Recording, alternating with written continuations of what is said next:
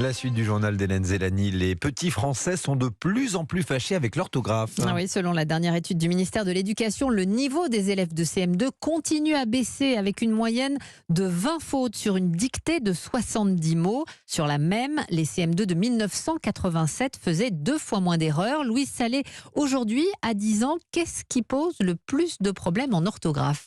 Eh bien, sans surprise, ce sont les règles d'accord entre le sujet et le verbe, le groupe nominal et surtout le participe passé. Des fautes qui persistent ensuite dans la scolarité. Étienne Gomez enseigne le français au lycée, dans un établissement de Seine-Saint-Denis. Voici les erreurs qu'il corrige le plus. Des mots qui sont concaténés. Par exemple, je prends davantage avec ou sans apostrophes.